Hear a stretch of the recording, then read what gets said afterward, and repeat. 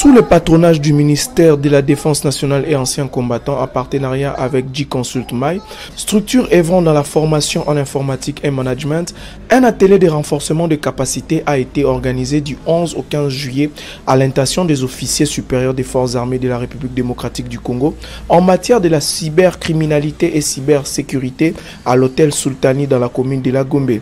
Dans son mot d'ouverture, le ministre de la Défense, le docteur Gilbert Kabanda Kourenga, a fait savoir que le chef de l'État et commandant suprême des forces armées de la République démocratique du Congo et police nationale congolaise a inscrit le numérique parmi les priorités de son mandat et a aussi relevé l'importance du présent séminaire, surtout pendant cette période où nous sommes confrontés à des attaques à répétition à l'est du pays et à un combat sur les réseaux sociaux où l'ennemi diffuse des fake news. Le docteur Gilbert Kabanda a exhorté les séminaristes à l'assiduité pour la mise en pratique des enseignements qui seront dispensés durant cet atelier. Il n'y a pas de vie en commune.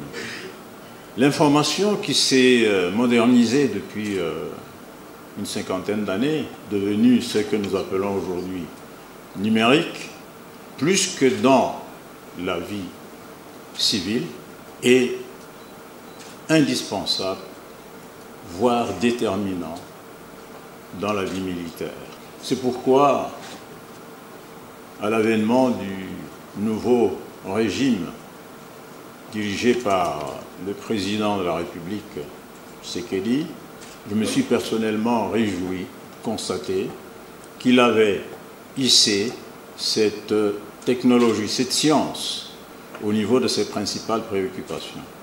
Alors que j'avais d'autres obligations, j'ai dû les interrompre pour venir personnellement, au nom du président de la République, inaugurer ce séminaire qui est extrêmement important. Important particulièrement à ce moment-ci de notre histoire où nous sommes en guerre à l'Est contre les ennemis que nous connaissons nous tous.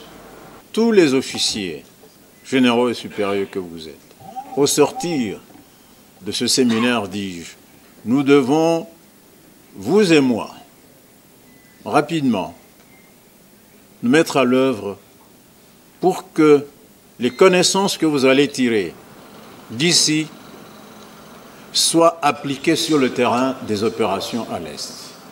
C'est pour cela que je vous exhorte et j'encourage le ministre du Numérique de nous accompagner dans cette campagne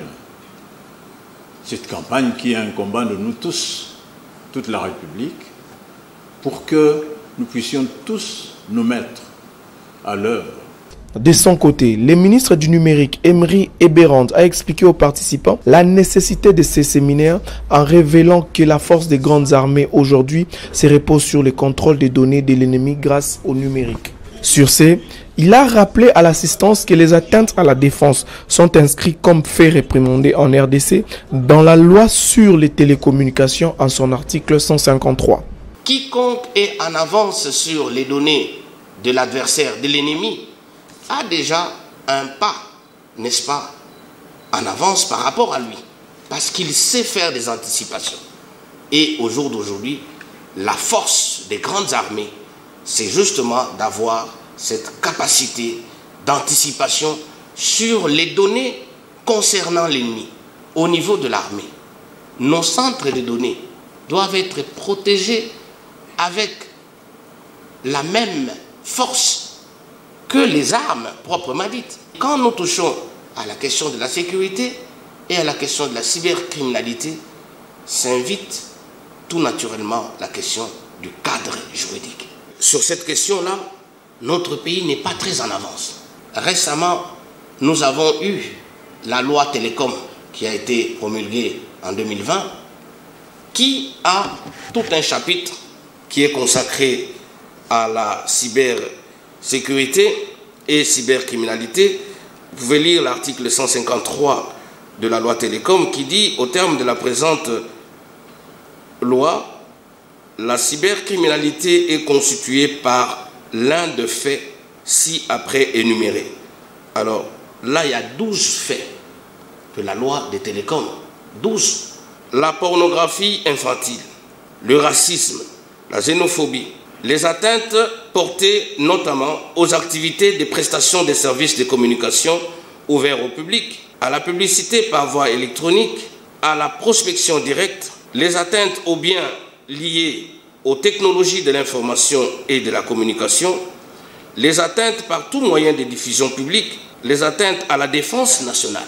Le colonel Pamba, directeur de la direction informatique au secrétariat général à la défense, s'est dit très réjoui sur l'organisation de ces présents assises qui tombent à point nommé et espère qu'à l'issue de cette activité, les participants sortiront mieux outillés. Nous sommes édifiés parce que c'est le ministre du numérique qui nous emballe et qui d'ailleurs a été le premier de nous donner des informations, si vous voulez, des connaissances déjà à l'ouverture.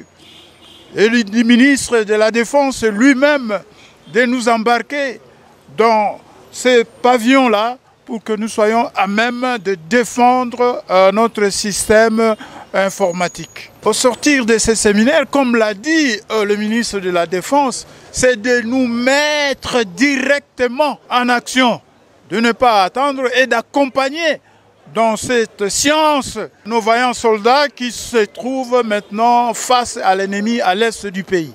Une approche de la cybersécurité centrée sur l'humain constitue la meilleure des défenses contre les cybercriminels qui ne cessent de nous nuire, soit en volant nos coordonnées bancaires ou financières, soit en cyberespionnage, en accédant aux données sensibles d'un État, tandis que la formation en sensibilisation à la cybersécurité permet également de cultiver la sécurité et de prioriser la protection des informations sensibles au sein des forces armées.